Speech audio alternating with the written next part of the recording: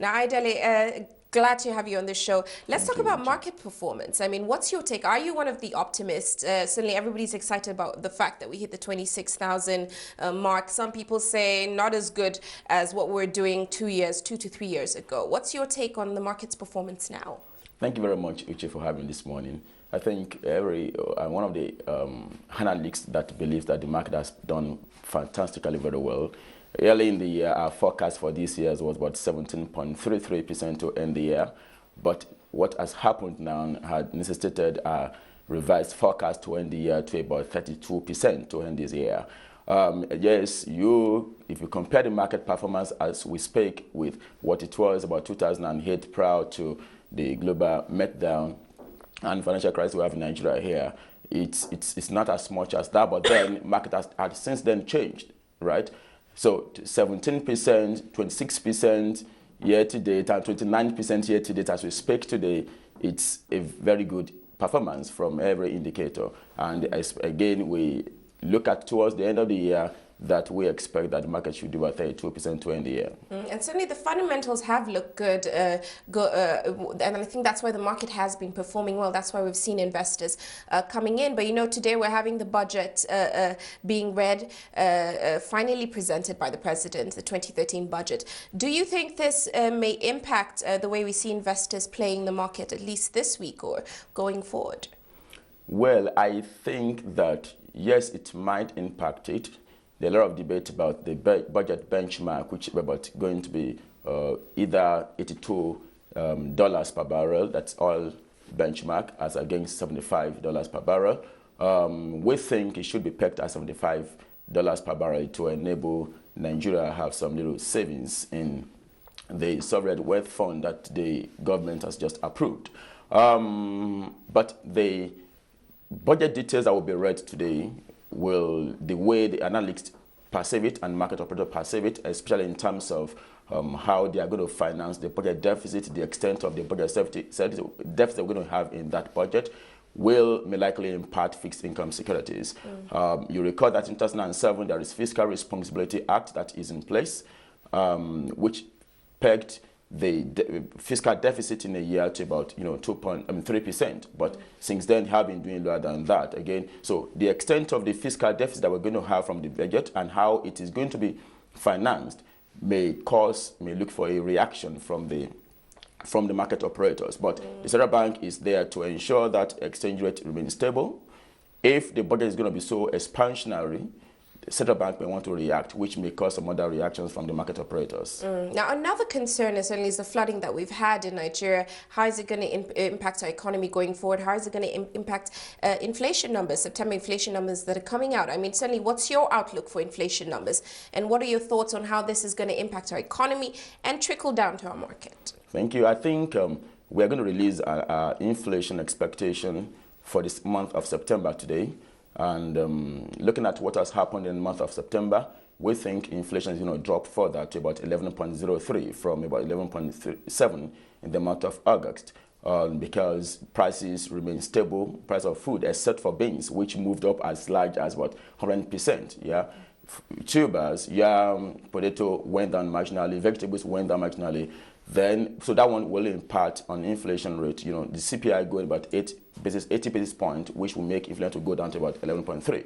But going forward, because of the impact of the flooding that we have seen, we may, from October, at the end of this month, we may likely have a repeat of what we had in January, where inflation spiked to about 13%.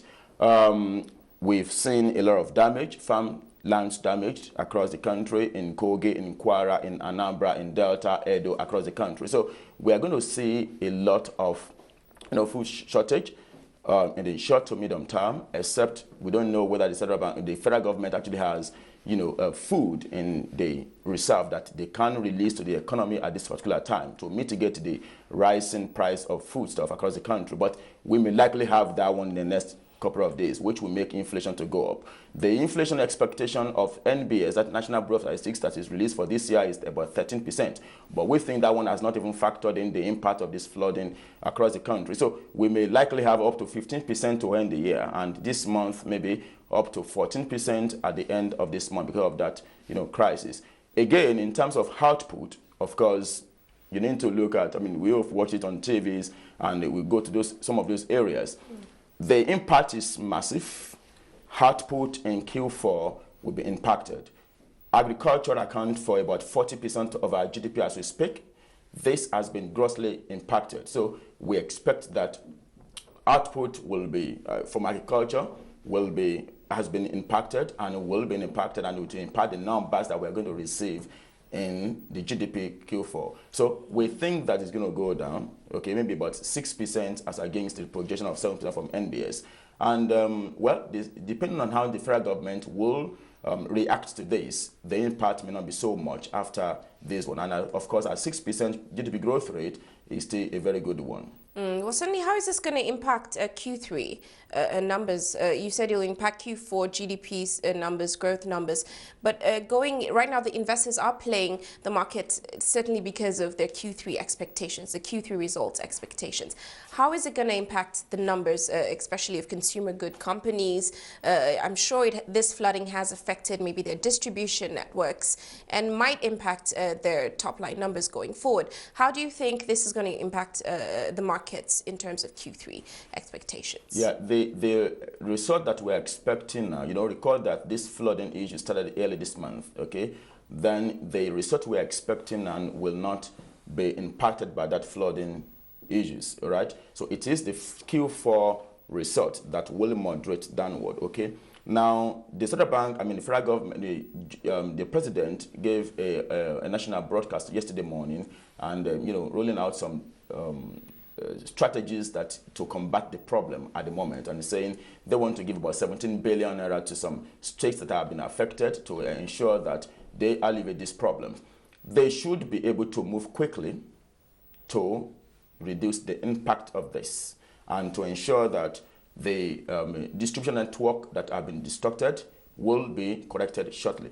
Okay, so we don't expect so much impact on the result of coded companies. But what we expect is agriculture, output, production from that segment of the market. And again, if you look at the few companies that are listed on the stock exchange from agriculture, they are quite maybe Como Oil and Presco. So they are quite small in relation to the entire market. But in terms of distribution network, federal government is working on that to ensure that they give access to road and to enable people, allow people to move across the country. And so that one may not impact the market so much. But in terms of agriculture, output will be greatly impacted because of the flooding. So going forward, your outlook for the market, I mean, you already said that you feel like the market is going to hit that 30%. It's doing well. Do you think all our fundamentals are lined up perfectly? I know this flooding may have marred it slightly, but do you think we're on a course to a good end to the year? Yes, I think so. If you look at, I mean, you just talked about Diamond Bank now, across board. Yesterday when Diamond Bank released their result, all other banks like Sky banks like First Bank went on bid, okay, and Fidelity Bank went on bid. Right. Now, if you look at the numbers they are going to release towards the end of this year, given the current prices and the dividend that we expect from them, the dividend yield is quite attractive. Diamond Bank, for instance, has the capacity to even record additional 20 to 25% from the current level, okay? If it gives a PAT of about 23% to 23 billion to end the year, that will translate to about earnings per share about over 150 kobo. If that company declares 50 kobo dividend at the current price, the dividend yield is in excess of 10%, which will be attractive for investors. Again, given the fact that they are coming from last year, lost position. First Bank has capacity to do 1.20 kobo dividend, right. GTB and across the board. So we expect that this liquidity in the market and the expectation of good corporate earnings will drive the market towards the end of the year to ensure that we have our forecast at 32% to end the year.